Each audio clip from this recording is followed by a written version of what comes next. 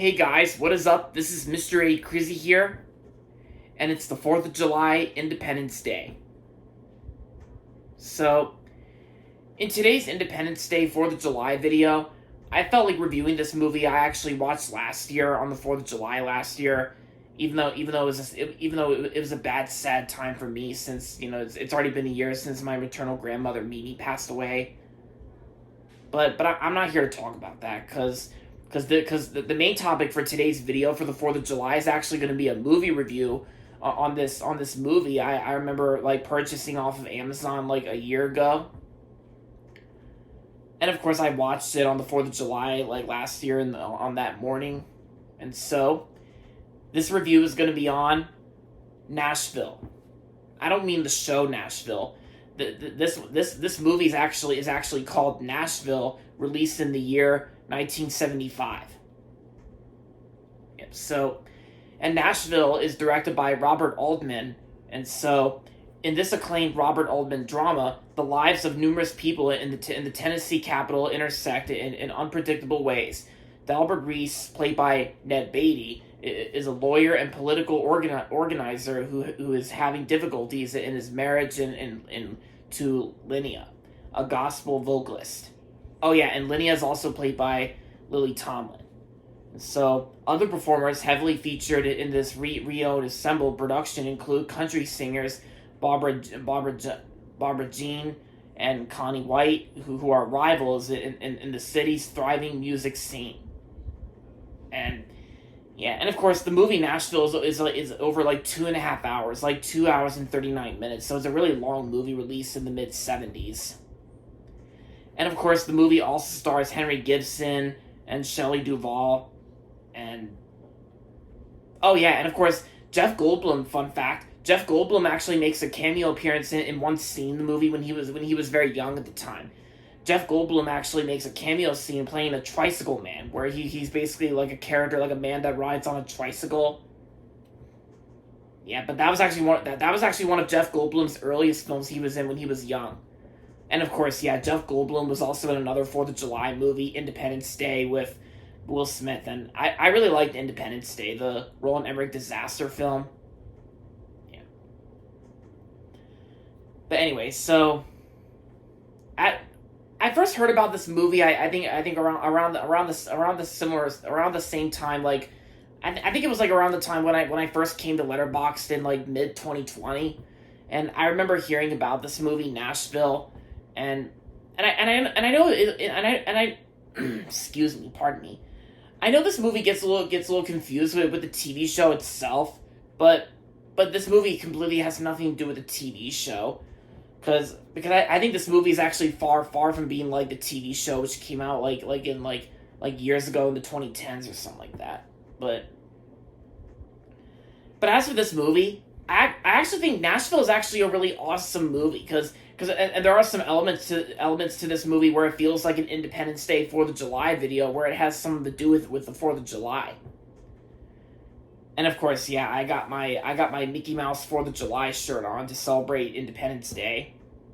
And even after 1 year after watching this movie for the first time, I was gonna revisit this movie, but then I changed my mind and I decided to review this movie just for you guys so I can share my thoughts and opinions on the movie Nashville. Yeah, so. And I know most of my social media friends even like this film too, and of course this movie was released in the summer of 1975 in June, released on June 11th of 1975, and it's basically like a musical comedy film, like, but there are some serious scenes that like here and there, especially when it comes to like the last act of the film, and when we reach the 2.5 hour mark, and I gotta say, the musical numbers I thought were pretty interesting. I thought the musical numbers were fun and all. And yeah, because all I can say is Nashville is definitely like one of the best films released in the 70s. Yeah.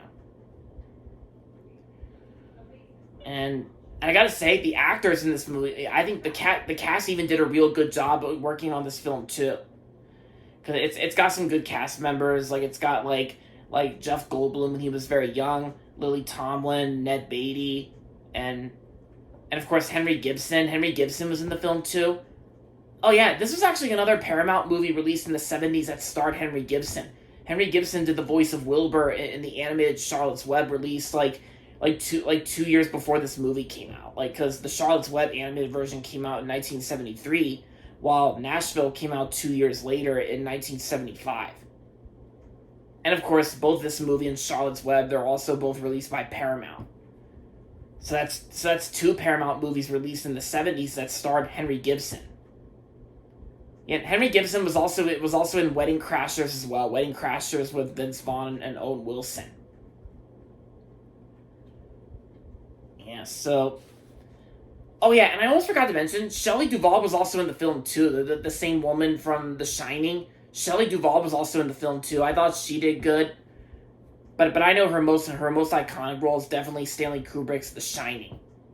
Yeah, and she was great in The Shining.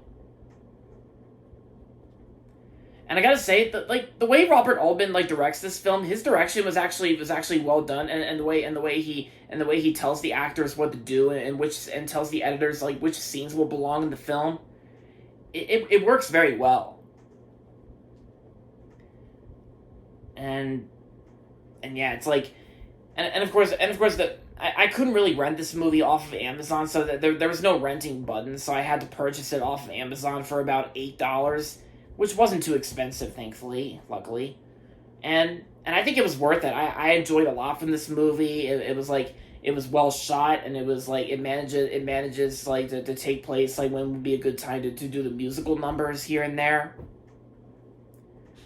And like I said, there are some elements to this movie where it kind of feels like it takes place during the 4th of July, Independence Day. And you kind of know what they say, and you do know what they say. Never judge a movie by its poster, since the poster it looks like a 4th of July movie. But like I said, there are some times in this movie, some elements where it kind of feels like an Independence Day 4th of July movie, because it has something to do with celebrating America's freedom. And yeah, so overall, Nashville was an awesome movie, and I'm gonna give Nashville 4.5 out of 5 stars. If you haven't seen Nashville, if you haven't seen the movie Nashville, then I say this is a good watch for Independence Day, 4th of July. There's also some other good Independence Day 4th of July movies to check out, like Born on the 4th of July with Tom Cruise. I really loved that one. That was a really good movie. I loved that one.